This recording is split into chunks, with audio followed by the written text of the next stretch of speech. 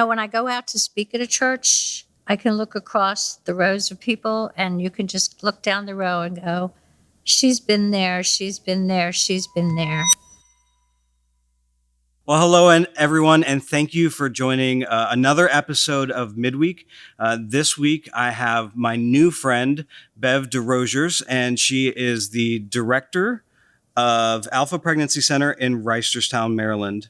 Is that correct? That's I got correct. it right? Okay, good. Perfect. Alpha Pregnancy Center is an organization that exists to educate, support, and empower women facing unplanned pregnancy. Is the wording around that correct as well? Like why Alpha exists? Absolutely. That is why we exist, to empower women to make educated and informed decisions. And when we talk about an unplanned pregnancy, a lot of times we'll hear crisis pregnancy. Is that language that you use as well? Or what's the language that's used to talk about the situations that women are in when they come to Alpha? Well, the term that we use at Alpha Pregnancy Center is unplanned pregnancies, because that truly is what most of them are. Crisis was a word that was used maybe 20 years ago in the pro-life movement, but I think more people have moved and transitioned towards an unplanned pregnancy. Okay.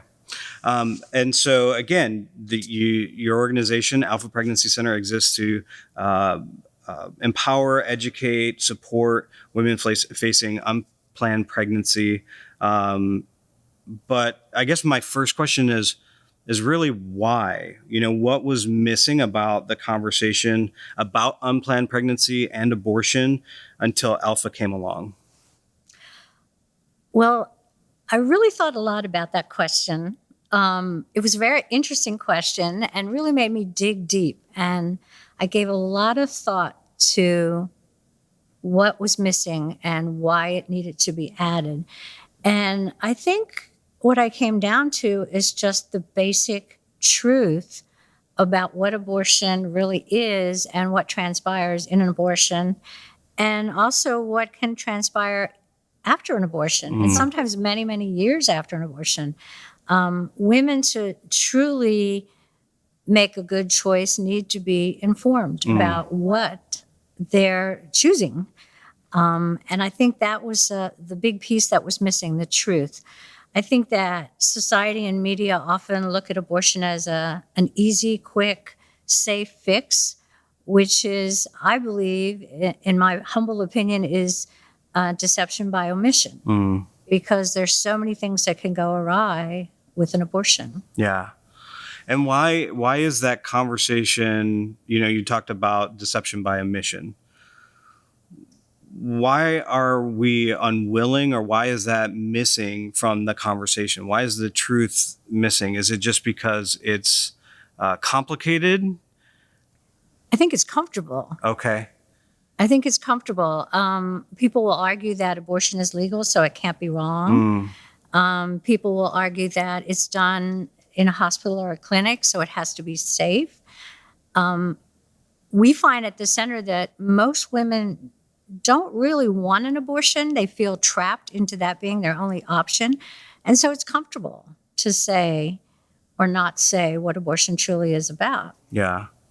And when you're talking about the truth, I mean, you talk about the truth as far as what goes into getting an abortion and then afterwards.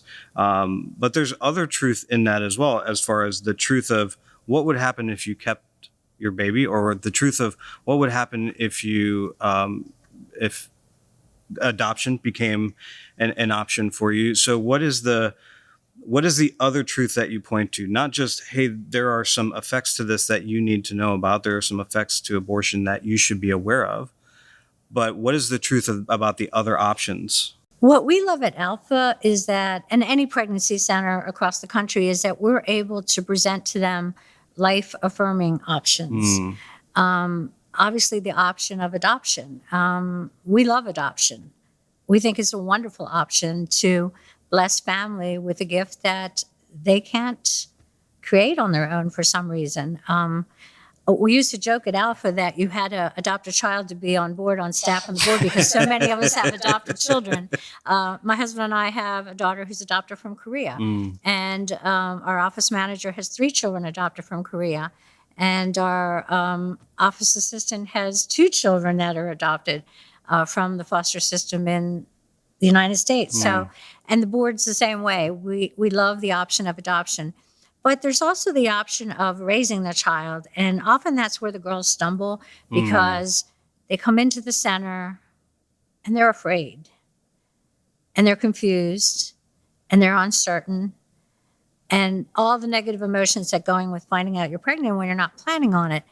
And to be able to offer her a support system at our pregnancy center, the mom can come from the time she knows she's pregnant till the baby is 4 years of age. Wow.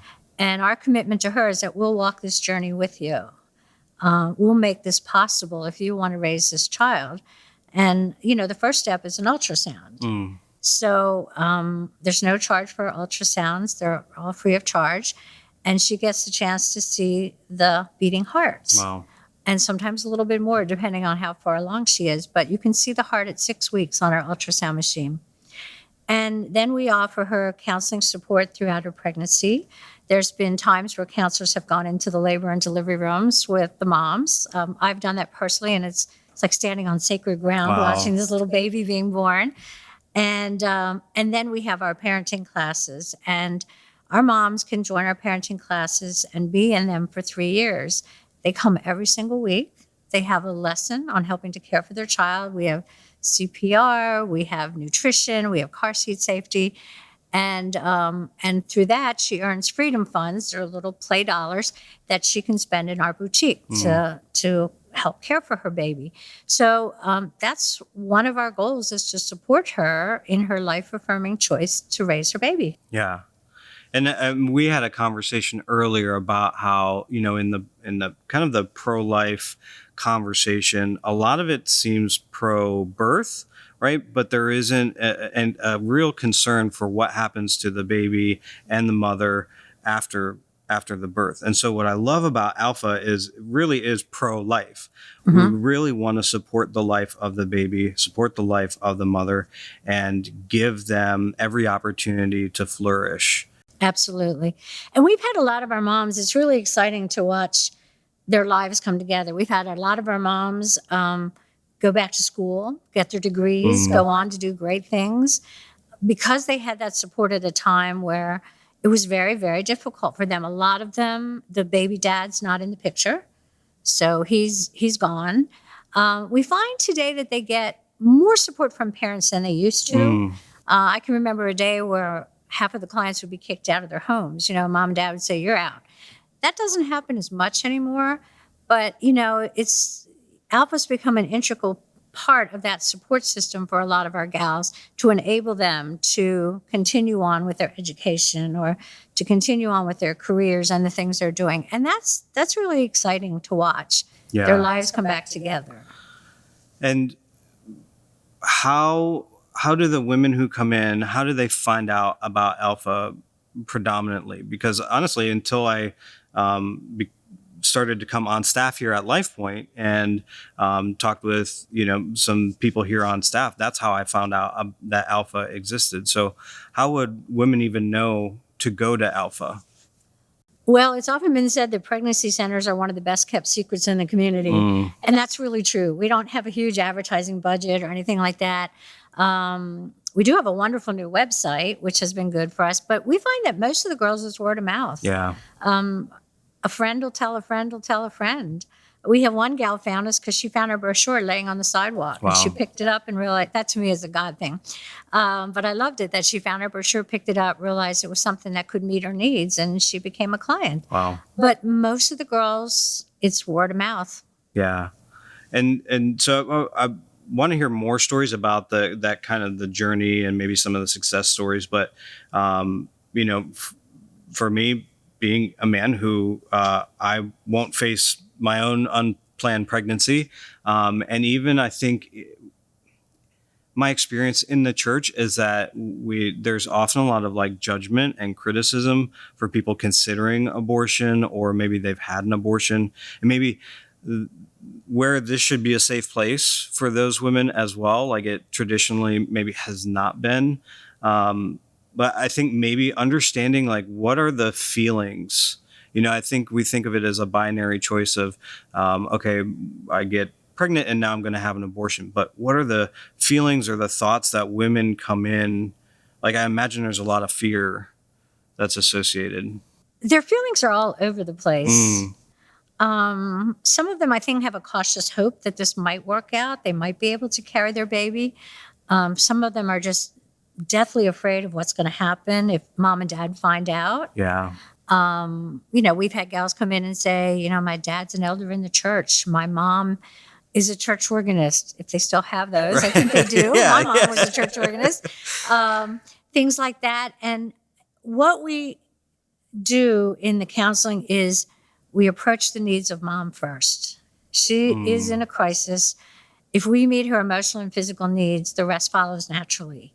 And so we work with her, what is your biggest concern? Where can we start? Sometimes it's housing. Sometimes it's going to meet mom and dad with a counselor so that she's not telling them alone. Sometimes it's talking to the boyfriend. But most of the girls are really in a state of chaos when they come in. And it's all over the place. I mean, it's all different kinds. And what I love about that is we always say that our girls are divine appointments, our clients are divine appointments. And it's amazing to watch God match up the girls with the counselors. Yeah. It's always someone that meets her need. It's always someone that's walked the path with maybe her daughter or her niece or herself personally. You never know about the situation. But God does an amazing job of matching up counselors and clients. Yeah. You had talked about just a little earlier about, kind of the journey that women who come in through Alpha go through. And one of the parts of that journey was the ultrasound. How important is that ultrasound in the journey that these women take at Alpha? I think it's crucial. Especially now, we have a newer machine. Ours went to ultrasound heaven. It was really, really, really old. And we had been praying for about 5 years for a new machine. And amazingly, in the middle of the pandemic, a fellow walked up and wrote us a check for a new machine. Wow. And this machine is remarkable. I mean, what you can see at 6 weeks is amazing. And we, in the past, I would say 6 to 8 weeks, we've done 9 ultrasounds on girls who were definitely abortion-minded. There were others that were kind of on the fence, but these were girls that either had appointments or they were dead set they were going through with it. There was no change in their mind. 8 of them chose life. Wow. We have one we lost touch with, and we pray for her because our guess is she chose to go through with it. But 8 of them after seeing the baby. And we do allow, if the dad comes along, we allow him in the room because often he's the one pressuring. Not the girl's father, but the father of the baby. Right. Will be pressuring her to have an abortion. And we had one case, one of the 8 girls, and the father of the baby was the one who was really pressuring for the abortion. He came out of the ultrasound room in tears. Wow. And said, we can't do this. We can't go through with the abortion. Yeah. So it's crucial. It's a crucial piece of the whole puzzle. And I mean, just what I can imagine is it takes it out of being kind of this theoretical idea to a very tangible, Absolutely. like, oh, this is a real thing that's happening. It's truth. Yeah, it's truth. There you go. It's truth. And I love, I'm like personally nerding out because I think we think about truth as being this kind of like ethereal thing that's out there and we can't really grasp it. But no, truth is tangible and we can see it and we can experience it. Absolutely. And the client gets an image. We give her pictures to take home with her. And you can very clearly see, parts of the little baby. And you can see the heartbeat, where the heart is. And she's got something to hold in her hand. And another thing that we always do is we give her a new mom basket. Again, to give her something concrete to say, this is a little person. Yeah. And the baskets are sweet. They're very well done. A lot of our churches make them for us. Life Point's made them for us. And, they'll have like little onesie, little tiny pairs of socks. We always have a little hand-knit hat in. Little diapers, when you see those little teeny tiny diapers. And it just helps to solidify the truth and reality that this is a child. This is not a blob of tissue or not something you just get rid of it, but it's a tiny little baby. Yeah. And that might be where a lot of our imaginations stop, is like, okay, you have the ultrasound and that's the end of the relationship. But as you said, you have 4 years 4 years. in relationship with these women. So, and I'd love to know more about that kind of process, but I wonder if it'd be more helpful if there were kind of like success stories of like, what did it look like between, starting at Alpha and starting counseling to, okay, my 4 years are up. Are there some stories that you could share about women who had gone through that process and what the result was? Through the whole program? Yeah, through the whole program. We had one gal come in, and very well-spoken young woman, carried herself very well, and was in a tough situation. She wanted to keep the baby, and there were a lot of issues with the father of the baby and his family. Really difficult issues and things that the family was involved in. And we hung in with her through the whole way, and she went back to school. She finished her degree, and then she went on and got her master's degree. And we got a call from her, and she had been teaching at a local college. Wow. And that was, her counselor was her cheerleader. The girls who joined the Earn While You Learn class, their mentors become like their second moms. And they walked with her through this whole journey, cheering her on when school got tough, cheering her on when money got tight, cheering her on when she had issues with the father of the baby. Our counselors and our mentors are amazing, how they open their hearts up to the girls. And so she was one of our success stories, and we were absolutely thrilled about that, and she calls and says, guess what? I got my master's and I'm teaching. Wow. We had another gal that went on to become a nurse, kind of the same story, raising the child on her own, working 3 jobs like 7-Eleven and Wawa. Not that I love Wawa, so I'm not going to, but. It's not an advertisement for or a, bashing of. We love our Wawa. Love Wawa. But she held down like 2 or 3 jobs all the way through school. And she became a nurse. And so when there's a way, the girls are willing to work hard to make their dreams happen and to keep their babies, which is a part of their dream. And, it's hard when they're pregnant and making decisions. But when that little baby comes along, I can tell you, everything changes. Yeah. Even the parents, the grandparents, those hearts soften when they see their little grandbaby. Wow. And we watch how they bring them in and show them off and are so excited. Those little babies, those little people really change hearts and lives. Yeah. There's something that you said that, when there's a way, then they, you see the work they put in, but Absolutely. They need the way. And I think a lot of us think, well, there's a kind of an inherent like laziness or an inherent, like, I just want the easy out. But really it's just that inability to see the way. And so I love that about Alpha is, again, it's not one conversation, it's a relationship over years that continually reinforces, hey, there's a way through this. There's a way to, for things to get better, or there's a way, other than the chaos and the crisis that you're facing right now, there's a joy on the other side of that. Absolutely. That this is not forever. Yeah. The chaos that they're in, the crisis that they're in is not forever. There is an end to it, and there's a way to the end. Now, not everybody does that.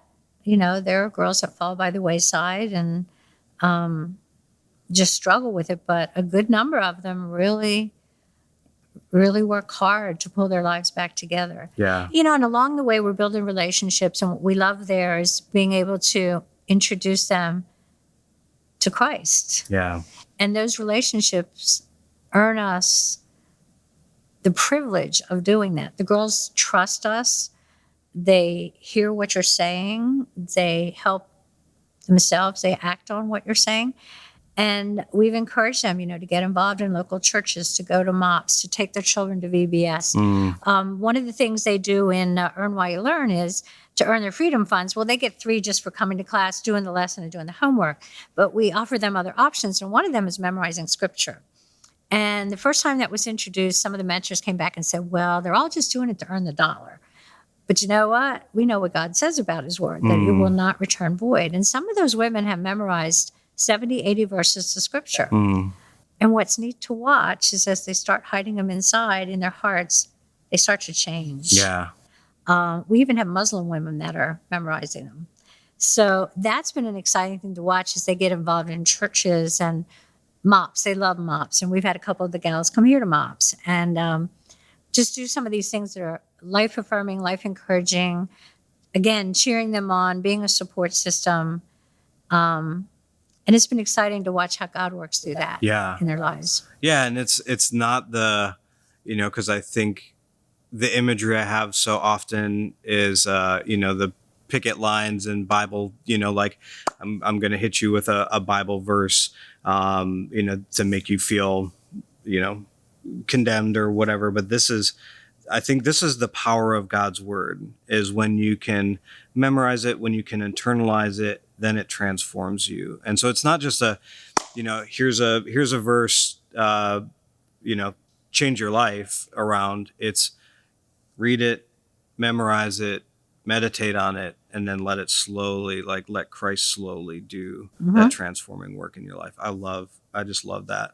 Well, and we encourage them to share with us, what did this verse mean to you? Yeah.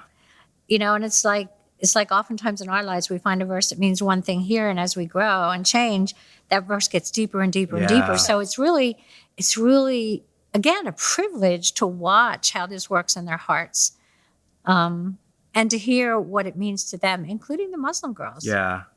Well, and there's an identity piece there too, right? Like your identity is being transformed when you learn about what God says about you. And so it's not just, I'm thinking different thoughts, or I'm doing different things. I'm thinking about myself in a different way. Like that's what I like when you're talking about having people from, a number of religious backgrounds or traditions, that maybe for the first time they're experiencing how God actually sees them. And that's powerful. It really helps to solidify their self-worth, because a lot of them don't feel very good about themselves. So to look at themselves through God's eyes is a whole new thing for them. Yeah. And powerful. Yeah. Well, I love that process, and I love the relationship. You had shared a story, and I was wondering if you could share it with those listening or watching, about how you needed an ultrasound tech.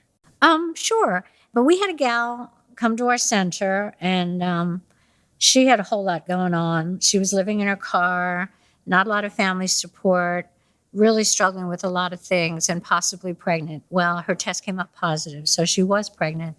And this gal came under the wing of Alpha, came under the support system of Alpha, and worked with her counselor and made a lot of good decisions.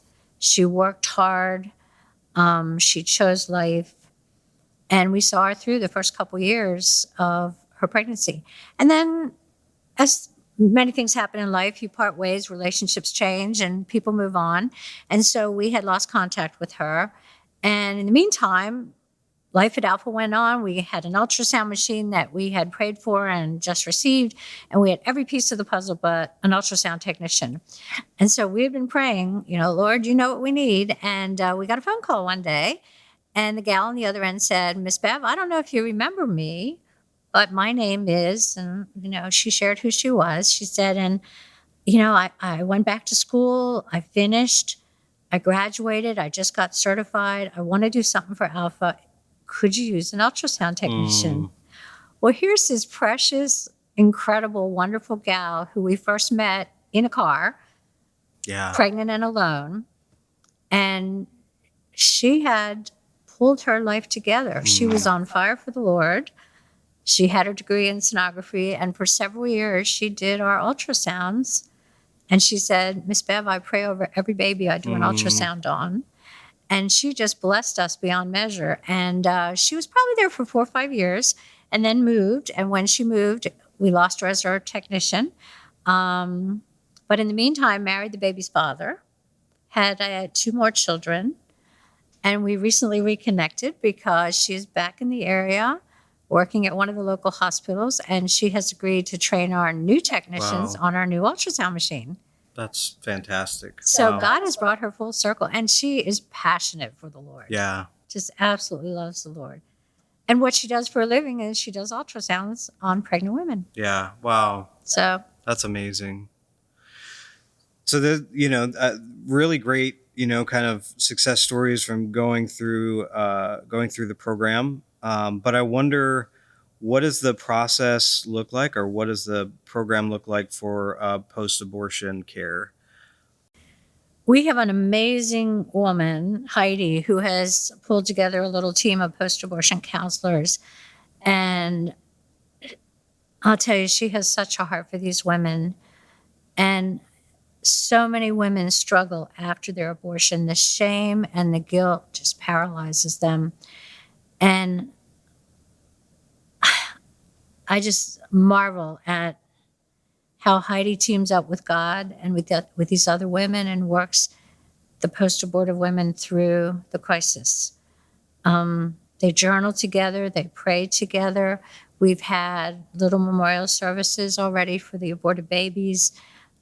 She just brings them from a point of despair and depression back to life.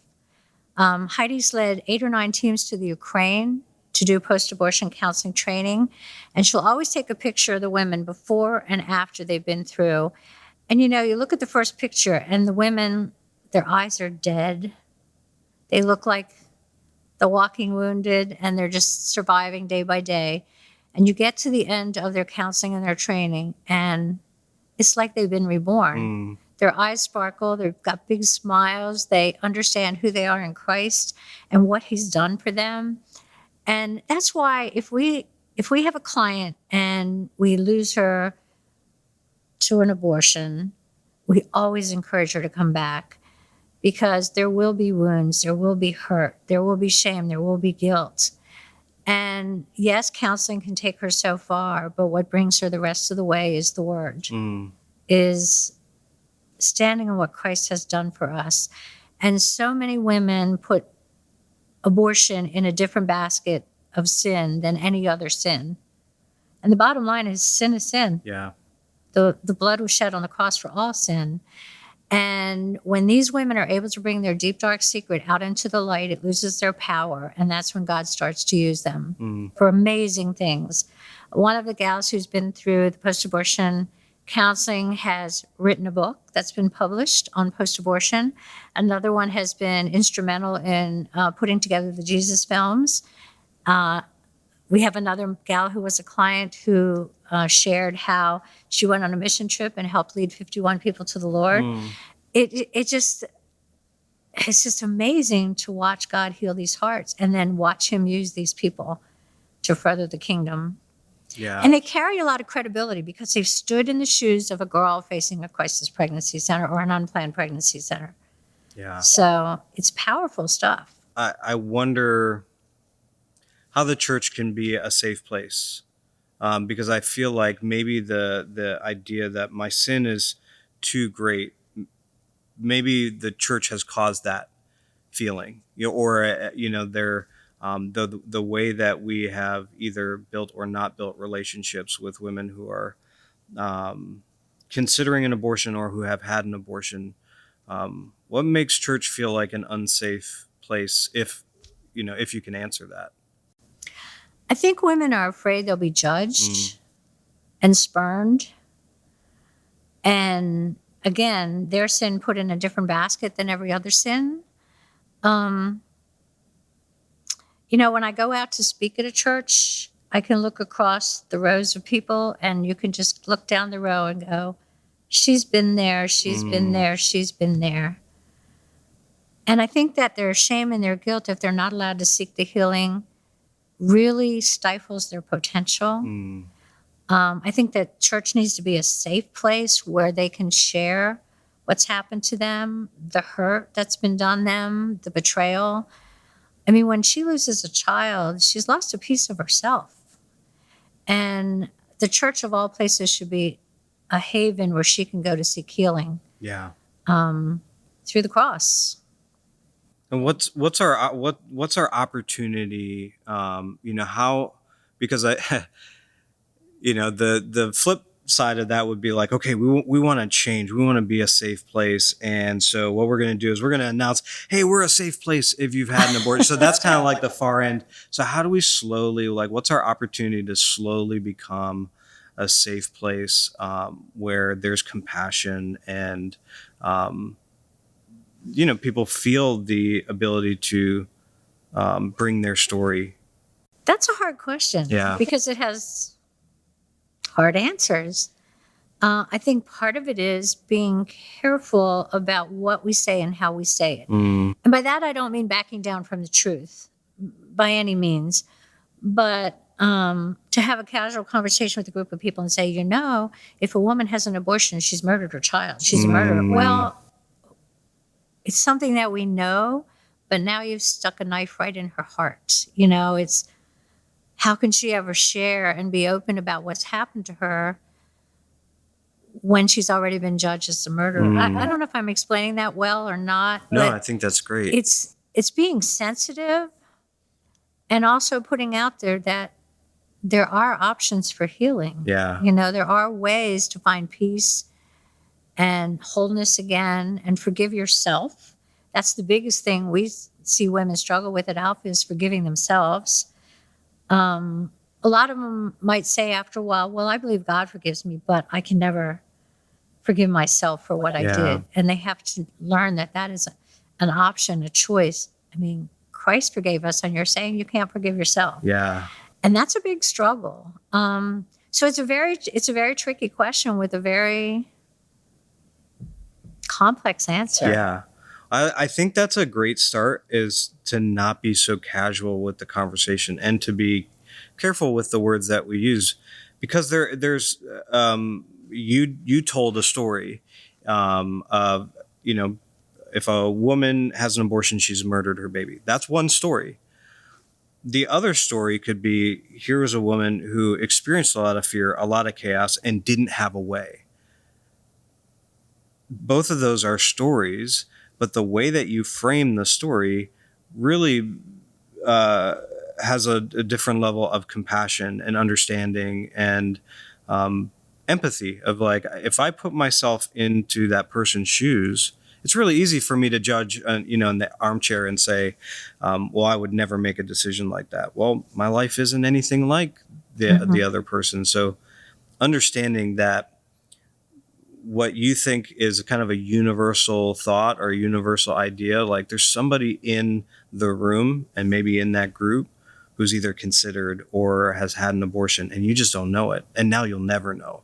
You'll never know the pain and the trauma that was caused. Someone said something to me once that really, really made an impact on my heart about that. And what she said was, I did the best with what I knew and where I was and what resources I had at the time. And we all change and grow. Things that we'd done 20 years ago, you wouldn't dream of doing now. Yeah. I mean, I look back on my teen years and my 20s and I go, oh my goodness gracious, I would never do that stuff again. But we grow and we change. And she said, I made the best decision I could with what I knew. Yeah. That's that's where Alpha stands in the gap of, well, we want to help increase the knowledge. Like, we want to increase what people know. And that's our, my hope for us at LifePoint is that we would continually be learning, that we would continually be growing, so that not only can we find the way when we're in chaos situations, we all face our own chaos in life, but that we would be able to help others, because my heart breaks that anybody in that situation wouldn't feel like they were welcome here at LifePoint. Because my heart is the opposite. No matter where you've been, what you've done, I understand we're all trying to do the best we can with what we have. But it's in community where we get a little bit better, where we get a little bit more. And so our best becomes a little bit better. Well, and one of the things that is firmly ingrained in all of our volunteers at Alpha is they know that we are called to share the truth in love. And the key word there is in love. Yeah. So we gently walk them through the journey. Yeah. And it's a patient process too, right? Absolutely. So we think it's one conversation, but the love part of truth is the patience and endurance of that. And planting the seeds. Yeah. planting the seeds, because we don't know who God will put in our path that'll nurture those seeds. And, it's all, again, it's all part of the journey. It's all part of the puzzle. But we don't use scare tactics. We don't use terms like murderer or Yeah. show pictures of aborted baby. Our job is to make sure she's informed. It's her decision in the end. It's between her and God. It's not our decision. We always hope and pray that she will choose life. I think I mentioned to you in one of our conversations on the phone, we do not refer for abortions. We do not refer to doctors who do abortions. We do not refer to resources who promote abortions. Our whole goal is to give her the foundation and support that she needs to choose life for her baby. Right. Yeah. So that's, but the key words are in love. Yeah.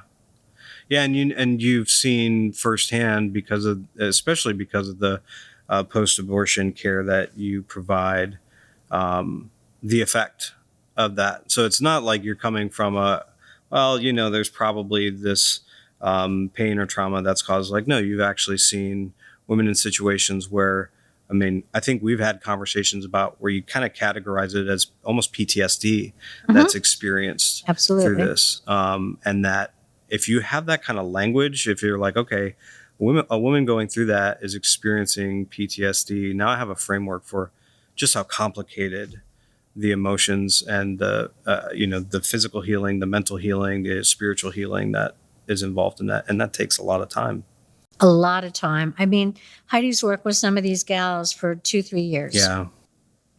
But some were all the way over on the edge of despair and really, truly had just totally given up on life. And like I said, have gone on to do amazing things. Yeah. But it's a long, slow process and like a lot of journaling, a lot of praying. Yeah.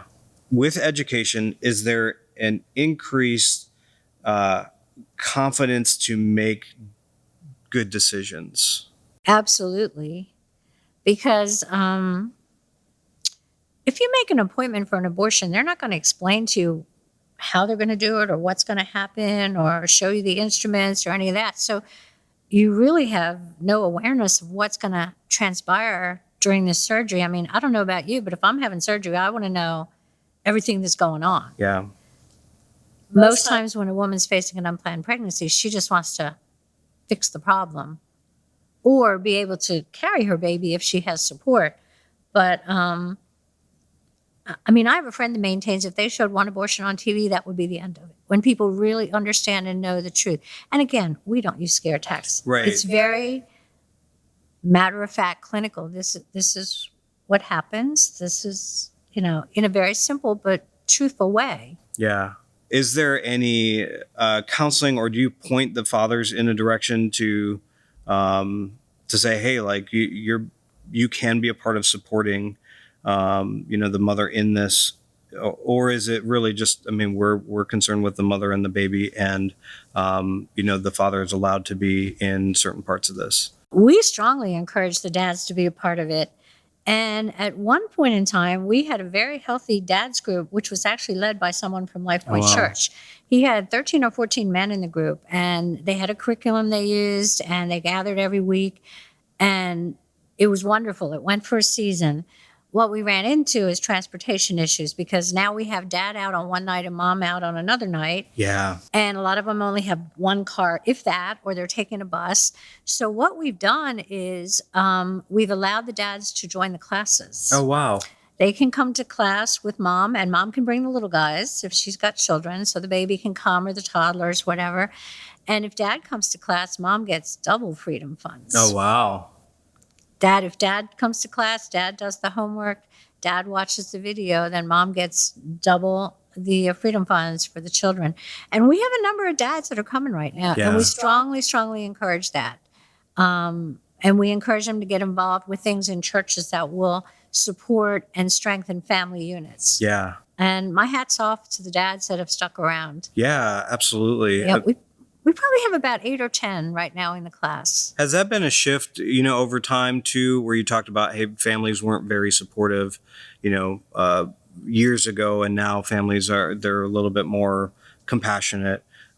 Is that a shift too, where you see more, dads sticking around once they get more information, or is it hit or miss? I would have to say nothing that's going to break any records. Yeah. It's hit or miss. It really is. It seems like if they're committed, they're really committed, Yeah. or they just don't want any parts of it. Okay. That's a tough one with the dads. Yeah. Yeah. And I guess, I mean, there's an opportunity for the church there as well to offer encouragement, support, in that area. Just, We have a few churches that if the dads really want a one-to-one, face-to-face, that their pastors or some of their elders will meet with them. So, and LifePoint is included with that. We have people that have said, if you need me to meet with one of the dads, I'm happy to do it. yeah. So that's been real helpful. And we do, like in the classes, we do use specific curriculum, but we also use a lot of focus on the family and Gary Smalley and people Okay. like that really talk about family units and being a dad. And so we try to have things in there to encourage the dads who are coming. Yeah. Just a couple more questions. I was thinking back to the post-abortion care. Is there like a statute of limitations? So like, if you had an abortion 5 years ago, could you still come to Alpha Pregnancy Center? Like, what is kind of the time frame post-abortion for care? There is none, because some of the women that Heidi's worked with, it's 15, 20 Yeah. years out. And you never know what's going to trigger it. She might have gone along thinking, oh, well, my drinking is just social, or my eating disorder is just everybody has them, or whatever. And then something will happen, like a grandchild will be born. Or oftentimes if a mom aborted her baby and then has the second one, the birth of the second one will trigger stuff. Oh. So it can be fresh. I mean, we've had moms who just fell apart right after they had the abortion. But we also had moms that came back 15, 20 years later Yeah. and have really, really struggled with what they did. And again, the longer you hold the secret, the darker and deeper it becomes, and the harder it is to break free from it. But, they need to grieve. They need to grieve their lost child. And Yeah. that's a part of the process, too. So, we don't put a statue on it. We believe that door is open to anybody, anytime. And what if that's the only time they are introduced to Christ and we've shut the door and said, you can't come back? Absolutely. Yeah. They may not go to a church. They may not go to VBS. They may not. That might be the one and only time. So Yeah. absolutely, they are welcome back. Yeah. Or their Anytime. church just doesn't feel like a safe place to be able to have those conversations. Right. And so again, Alpha just stands in the gap of being a safe place to enter into those conversations. And I ask because if there's anybody watching who maybe this was a triggering event for them, but they feel like, it was so long ago, and I'm probably over it by now, or I probably can't, go and see somebody. I just love that you're there for women at whatever point, whatever stage. That's amazing. Well, I tell you, so much credit goes to all the volunteers because they truly are the hands and feet of Christ. Most importantly, they're the heart. And they love those women, and they care about those women, and they don't judge. And that's what we hear again and again. We ask women for exit interviews and what did you like? What would have made you more comfortable? And again we hear, I felt like you cared. Not me personally, but I felt like the women at Alpha cared. And I felt like they loved me, and I felt safe and not judged. And that's so important. Yeah. That they just have the freedom to be who they are at that particular time in that particular part of their journey. Yeah. And not somebody saying, well, you should be different. We just accept you for, where you Absolutely. are in this moment, which I think, me personally, just thinking about, people that I meet, it's so easy for me to wish that people were different, like somebody cuts me off in traffic or something. I wish you were, a better version of yourself, or I wish you were me, really. And I project, who I am or want to be on them. But to have the humility to say, like, you are loved and accepted just the way you are. And I love that, like, Jesus had that really beautiful way of kind of disrupting your mindset, but not being disrespectful. And so it feels very Jesus-y to say, we love you just where you are. Yep. That's great. LifePoint, we've been honored to partner with you financially, with Alpha Pregnancy Center financially. But I'm wondering if there's anybody here that's watching, or anybody that's watching online or listening to the podcast. Are there ways that we could get as individuals or as groups, like maybe there's a small group that says, hey, I really want to help what Alpha's doing. I really want to be a part of the change that Alpha is promoting. Are there opportunities for people to get more involved, or what does that look like? Oh, absolutely. We never turn away volunteers. We always caution people not to raise your hand because we'll pray you into the center. We'll be getting you in there to do something. But no, there's a lot of opportunities to get involved in the center. Of course, we have the mentors and counselors, but we have a wonderful team that works behind the scenes, and we like to always remind them that God's eyes see everything. Because we have people that come in and wash the baby clothes. We have people that come in and sort the baby clothes. We have people that help with mailings. We have a couple go-to gals where they do whatever we need that particular week. We have our banquet and auction coming up, so we have people making auction baskets.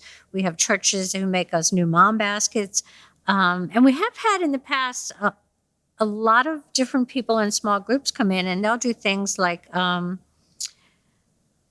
diaper drives. I mean, we counted it up once. We had a video made a couple of years ago, and we figured out how many diapers we go through in a year, and it was something like 70,000 diapers. Wow. So we've had small groups have diaper drives in their neighborhood or within the church.